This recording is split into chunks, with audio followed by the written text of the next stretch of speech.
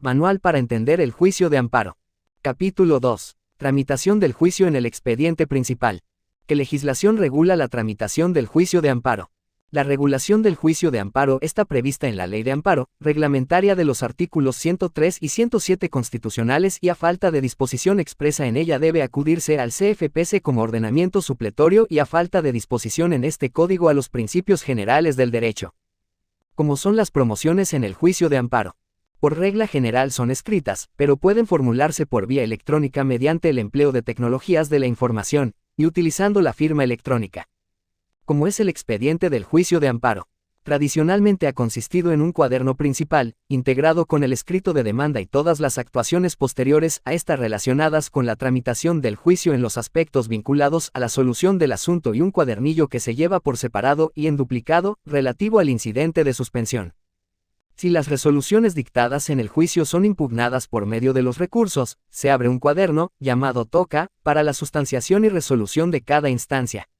Cuando el asunto concluye en definitiva, los cuadernos de suspensión se glosan al cuaderno principal.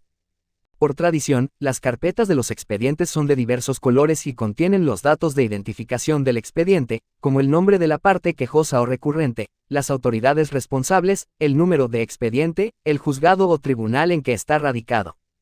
Los nombres de la persona o personas a titular o titulares del órgano y del secretario o secretaria responsable de tramitar el asunto, el número de cuadernos o de anexos del expediente, si se tramita con incidente de suspensión el órgano de procedencia, el número de expediente asignado y cualquier otro dato que resulte relevante para su control por el tribunal. Los expedientes deben estar foliados, rubricados y sellados. Actualmente la Ley de Amparo prevé la formación de un expediente electrónico, integrado con las promociones que por vía electrónica presenten las partes, haciendo uso de las tecnologías de la información y de la firma electrónica, así como las relativas a la notificación por vía electrónica y demás constancias que se generen en el trámite del juicio, las cuales, en su caso, serán incorporadas al expediente electrónico mediante su escaneo.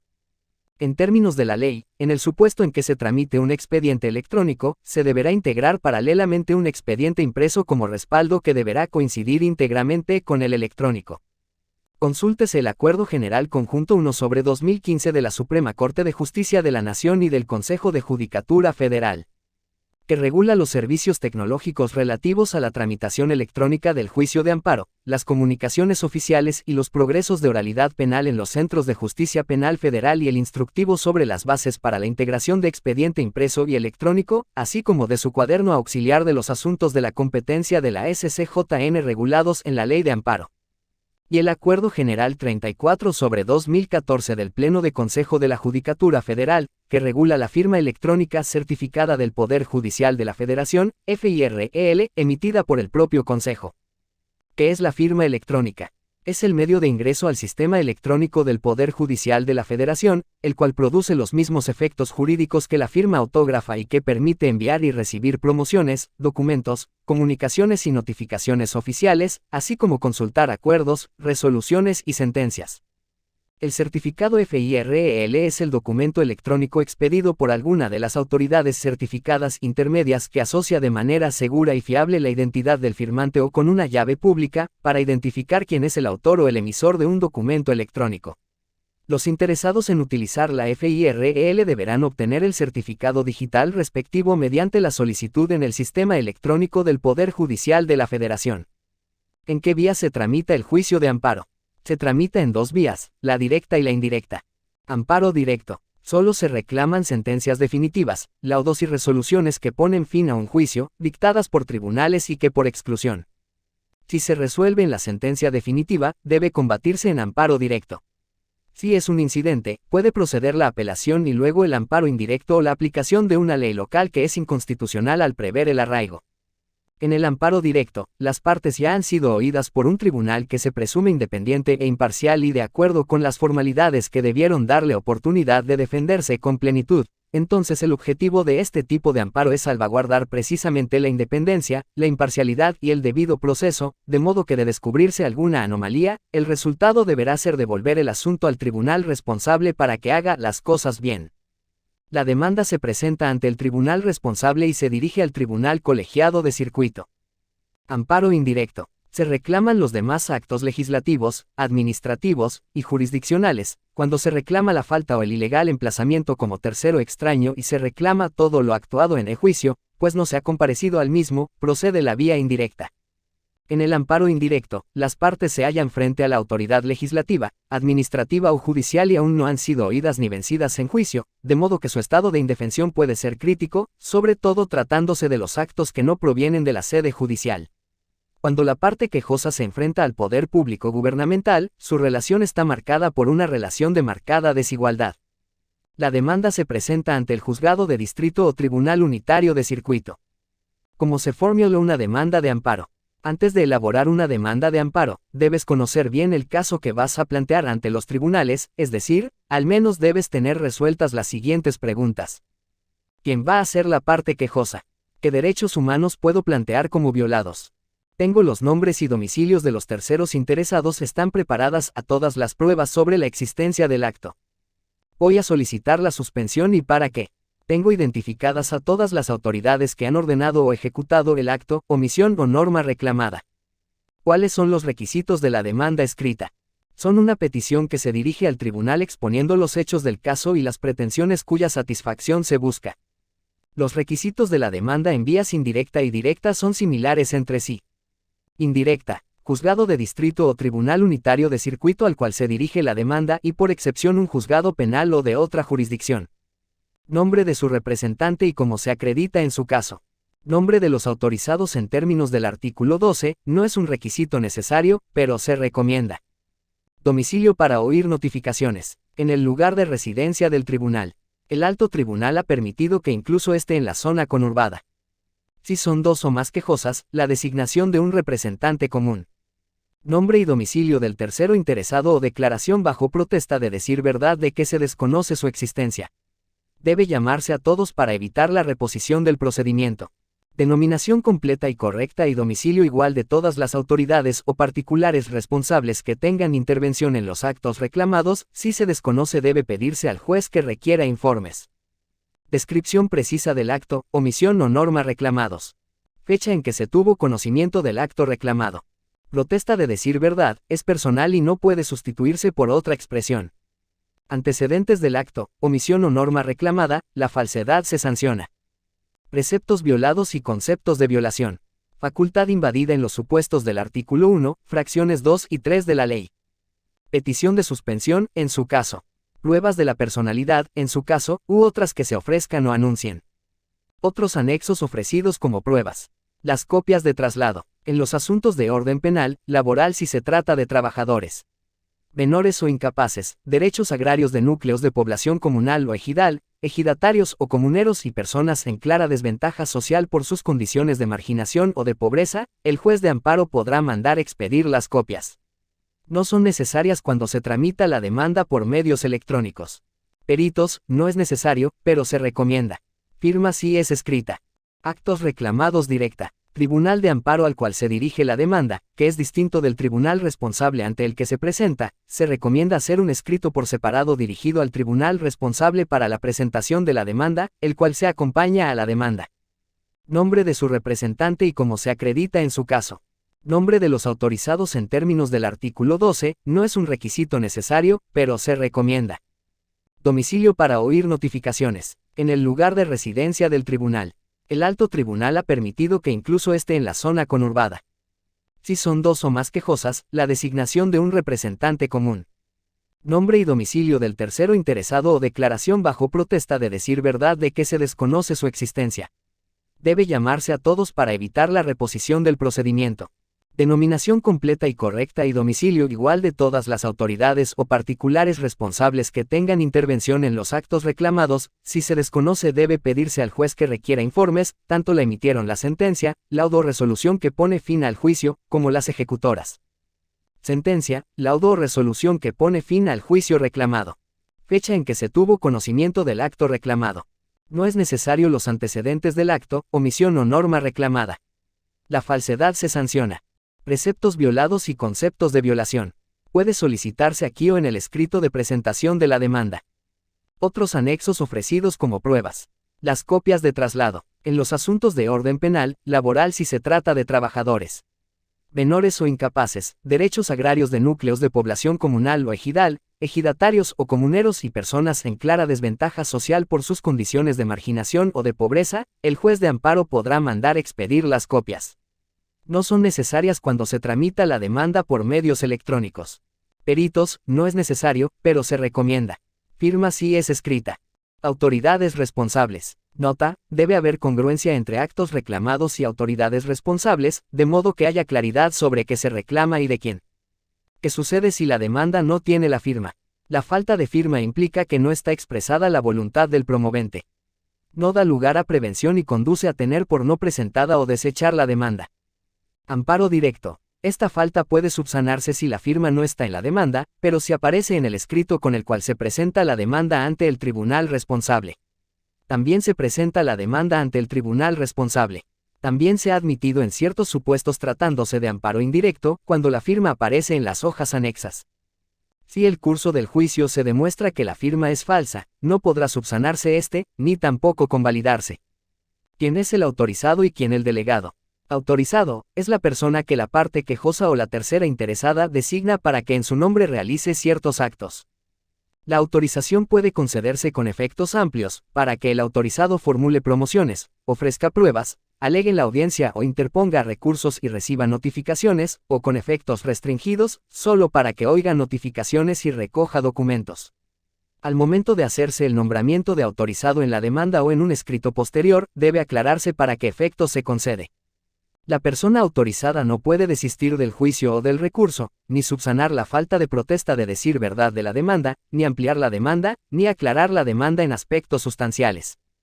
En las materias civil, mercantil, laboral, tratándose del patrón, administrativa y penal, la persona autorizada deberá acreditar encontrarse legalmente autorizada para ejercer la profesión de licenciado en Derecho o abogado, y es preciso que al hacerse la propuesta, se proporcione la información sobre la cédula y se realice la inscripción en el registro regulador por el Acuerdo General del Pleno de CJF, que establece el sistema computarizado para el Registro Único de Profesionales del Derecho, ante los tribunales de circuito y juzgados de distrito consultable. La designación surte efectos desde el momento en que se realiza y las personas nombradas pueden ser sustituidas posteriormente. El delegado es la persona que designa la autoridad responsable para que actúe en su nombre en el curso del juicio y también puede hacer promociones, ofrecer pruebas, concurrir a las audiencias e interponer recursos. ¿Cómo se redactan los antecedentes de los actos reclamados? Un apartado de la demanda de amparo indirecto debe dedicarse a relatar bajo protesta de decir verdad los hechos que dieron origen al acto u omisión reclamado, entre estos el carácter con el cual se acude al juicio, el bien, el interés o el derecho que define y la manera en que tuvo conocimiento de lo que reclama. Detalles. La falta de la protesta de decir verdad, la falta de precisión sobre la fecha y forma en que se tuvo conocimiento del acto u omisión reclamado y la imprecisión o ambigüedad en la exposición de los hechos dará lugar a que recaiga una prevención. Debe cuidarse que los hechos sean ciertos y que su narrativa no contenga contradicciones con las demás afirmaciones que se hagan. Debe cuidarse que los hechos sean ciertos y que su narrativa no contenga contradicciones con las demás afirmaciones que se hagan. Debe buscarse la exactitud de las fechas, datos y nombres. Un error puede conducir a un resultado desfavorable.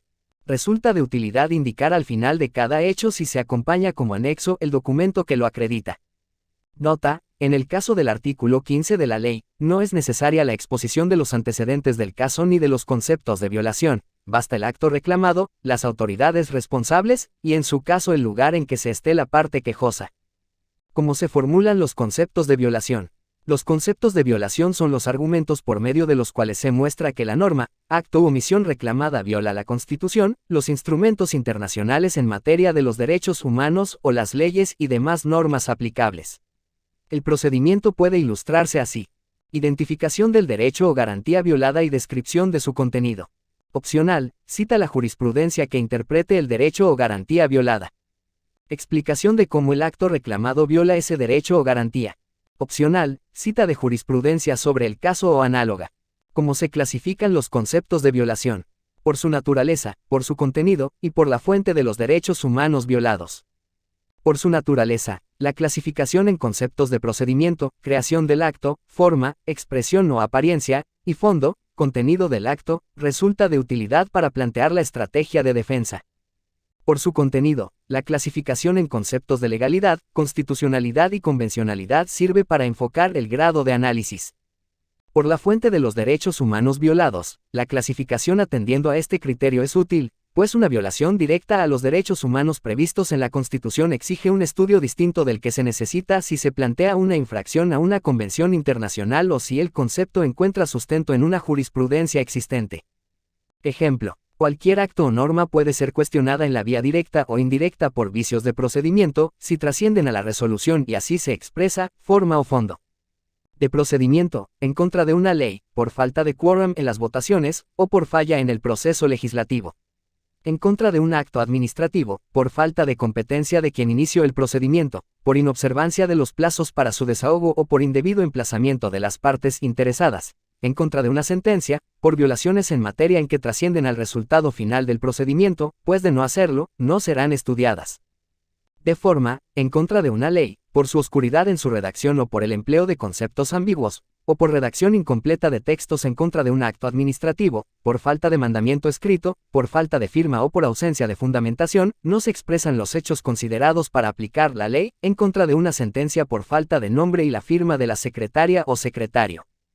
De contenido, en contra de una ley, porque su texto restrinja injustificadamente un derecho humano o contraríe una norma de rango superior en contra de un acto administrativo o de una sentencia, porque aplique una ley derogada, afirme hechos falsos, interprete indebidamente el derecho o atribuya una consecuencia que no encuentra soporte en la ley. ¿Qué clase de violaciones procesales pueden plantearse en el amparo directo? La ley prevé 2 catálogos de violaciones que pueden hacerse en amparo directo, según trate de juicios civiles, agrarios o del trabajo, que regulen conjunto, o de juicios penales, las cuales deben haber trascendido al resultado del procedimiento. Entre otras violaciones de las materias mencionadas en primer lugar, se encuentran las siguientes: indebido emplazamiento, falsa representación, desechamiento, recepción o desahogo ilegal de pruebas, declaración ilegal de confeso, no se concedan plazos o prórrogas, resolución ilegal de un incidente de nulidad, no se muestren documentos o piezas de autos, desechen ilegalmente recursos, se continúe el procedimiento a pesar de la incompetencia, se celebre la audiencia o diligencia sin la presencia de juez. Cualquier análoga que deje sin defensa a la parte quejosa trascienda al sentido de la sentencia. Nota: el indebido emplazamiento es una violación que debe reclamarse en amparo directo, en ciertos casos y en amparo indirecto, en otros cuidad. El catálogo de violaciones procesales en materia penal se divide en 2 apartados. Primero para el sistema de justicia penal mixto y el segundo para el sistema de justicia penal acusatorio oral. En el sistema penal mixto, no se haga saber el motivo del procedimiento o la causa de la acusación y el nombre del acusador particular si lo hubiere. No se le permita nombrar defensor, en la forma que determine la ley, cuando se le haga saber el nombre del adscrito al juzgado o tribunal que conozca de la causa, si no tuviere quien lo defienda, cuando se le impida comunicarse con él o que dicho defensor lo asista en alguna diligencia del proceso, o cuando, habiéndose negado a nombrar defensor, sin manifestar expresamente que se defenderá por sí mismo, no se le nombre de oficio. Habiéndolo solicitado no se le query, en presencia del juez, en los supuestos y términos que establezca la ley. El juez no actúe con secretario o con testigos de asistencia, o cuando se practiquen diligencias en forma distinta de la prevenida por la ley. No se cite para las diligencias que tenga derecho a presenciar o cuando sea citado en forma ilegal, siempre que por ello no comparezca, cuando no se le admita en el acto de la diligencia, o cuando se le coarten en ella los derechos que la ley le otorga. No se respete al imputado el derecho a declarar o guardar silencio. La declaración del imputado se obtenga mediante incomunicación, intimidación, tortura o sin presencia de su defensor o cuando el ejercicio del derecho a guardar silencio se utilice en perjuicio. No se reciban las pruebas que ofrezca legalmente, o cuando no se reciban con arreglo a derecho. Se le desechen los recursos que tuviere conforme a la ley, respecto de providencias que afecten partes sustanciales del procedimiento y produzcan indefensión de acuerdo con las demás fracciones de este mismo artículo. No se le suministre los datos que necesite para su defensa. Se celebre la audiencia de derecho sin la asistencia del agente del Ministerio Público a quien corresponda formular la requisitoria, sin la del juez que deba fallar o la del secretario o testigo de asistencia que deba autorizar el acto, así como el defensor. La sentencia se funde en la confesión del reo, si estuvo incomunicado antes de otorgarla o si se obtuvo su declaración por medio de intimidación, tortura o de cualquiera otra coacción. La sentencia se funde en alguna diligencia cuya nulidad establezca la ley expresamente. Seguido el proceso por el delito determinado en el auto de formal prisión, el quejoso fuere sentenciado por diverso delito.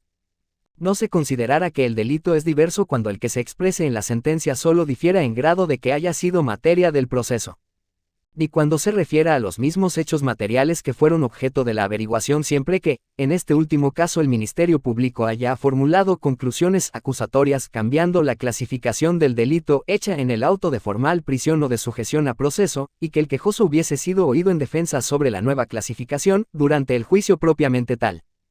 En los casos demás análogos a los de las fracciones anteriores, a juicio del órgano jurisdiccional de amparo. En el sistema de justicia penal acusatorio y oral, se desarrolla cualquier audiencia sin la presencia del órgano jurisdiccional actuante o se practique diligencias en forma distinta a la prevenida por la ley. El desahogo de pruebas se realice por una persona distinta a la autoridad judicial que deba intervenir.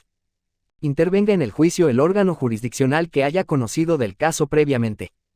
La presentación de argumentos y pruebas en el juicio no se realice de manera pública, contradictoria y oral, salvo las excepciones previstas por la legislación procedimental aplicable.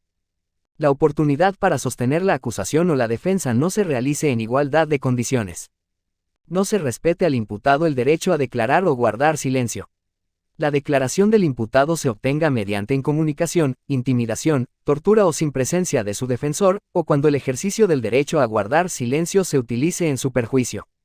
El órgano jurisdiccional reciba a una de las partes para tratar el asunto sujeto a proceso sin la presencia de la otra, salvo las excepciones previstas por la legislación. El imputado no se ha informado, desde el momento de su detención en su comparecía ante el Ministerio Público o ante el órgano jurisdiccional, de los hechos que se le imputan y los derechos que le asisten.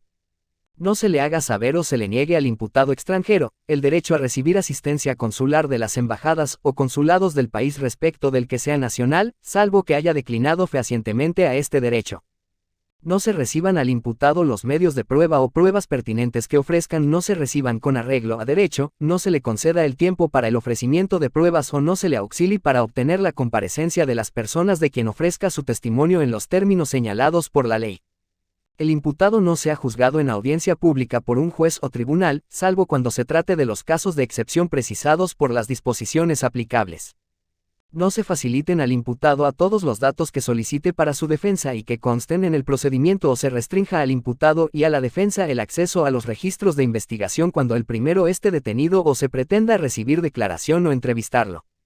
No se respete al imputado el derecho de contar con una defensa adecuada por abogado que elija libremente desde el momento de su detención.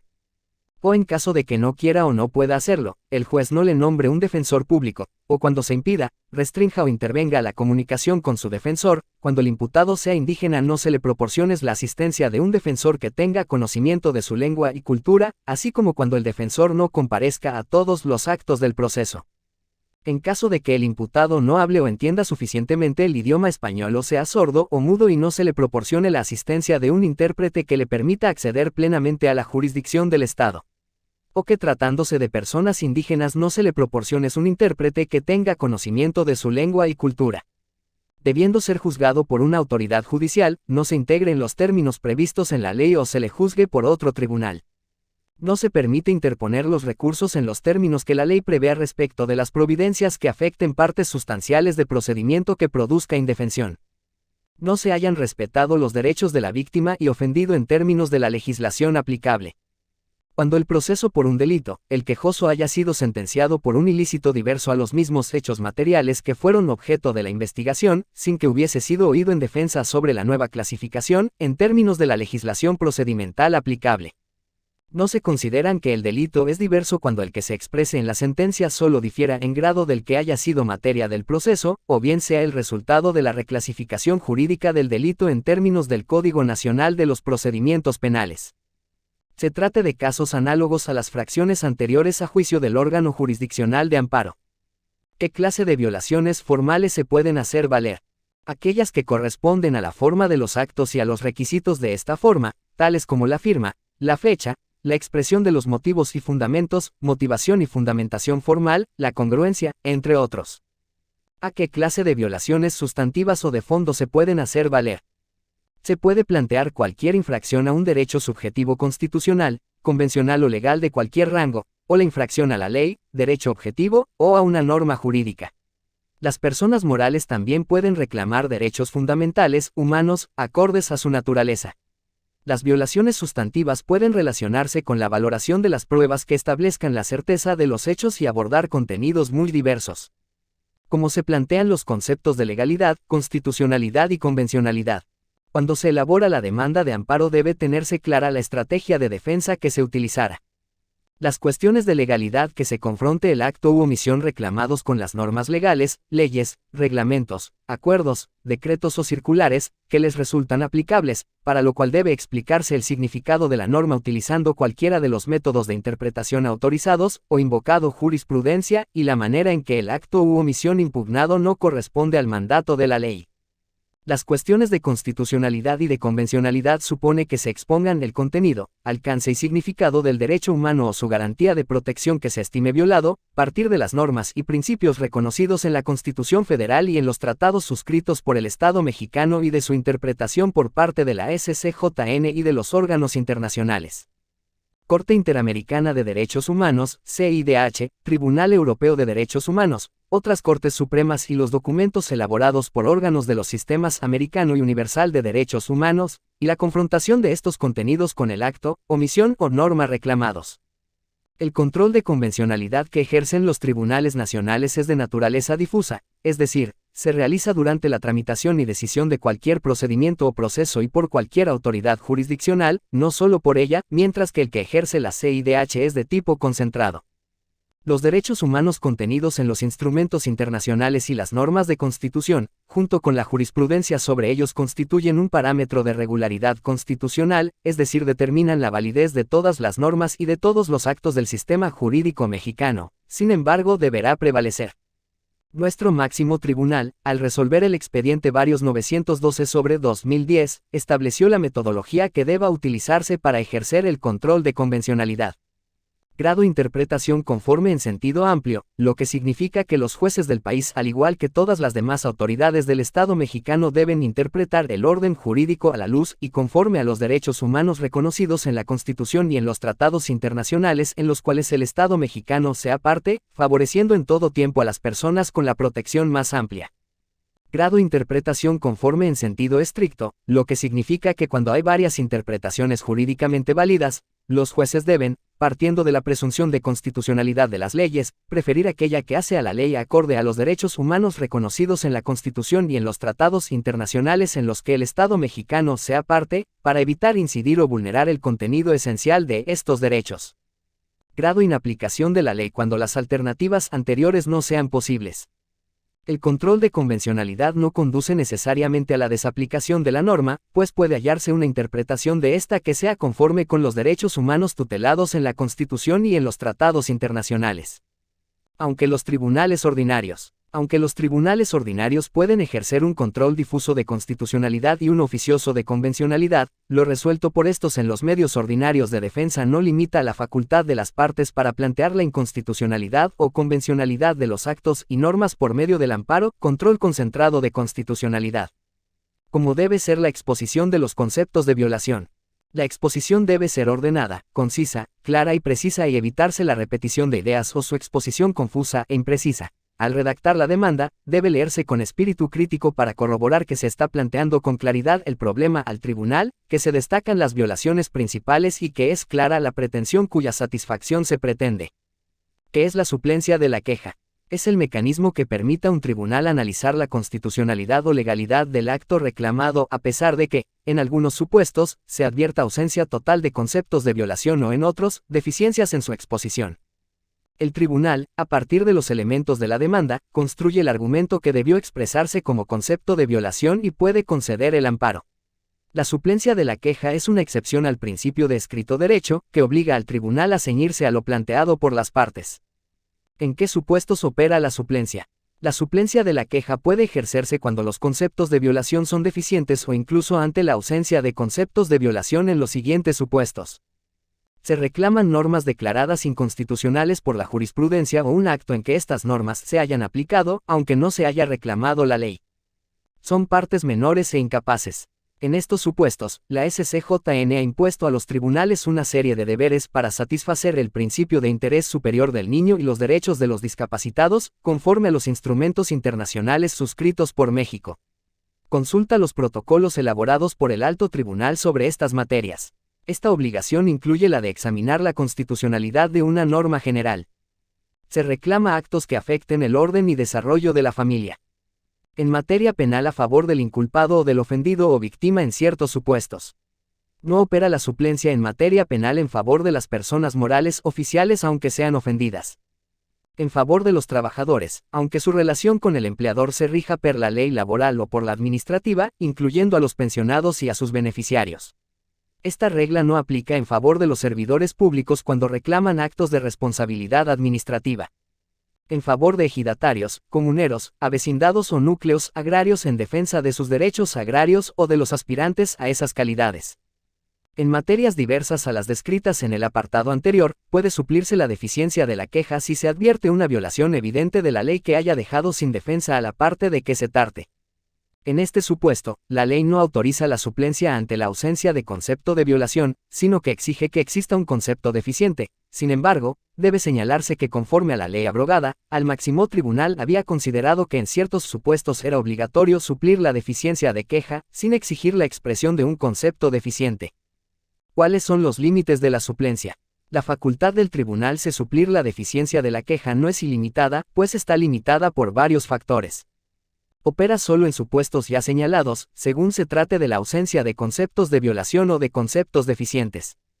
No permite subsanar obstáculos procesales ni violar principios procesales, pues se ejerce al momento de estudiar los conceptos de violación o los agravios, pero no sirve para hacer procedente una demanda o un recurso en amparo. Para evitar el abuso de esta facultad, la nueva ley establece que el tribunal únicamente puede suplir la deficiencia por vicios formales o procesales si no advierte algún vicio de fondo. Cuando en un mismo juicio existen varios juicios de amparo directo, porque se hayan dictado diversas sentencias y se hayan promovido amparos sucesivos, solo en el primer juicio se puede suplir la queja por las violaciones hasta entonces cometidas, a fin de que en esa oportunidad se remedien a todas las violaciones formales o procesales que advierta y se evite que en un juicio de amparo ulterior se propicie la reposición del procedimiento por violaciones que ya preexistían en el primer juicio. En las materias en las cuales opera la suplencia, esta solo se refleja si se traduce en un beneficio.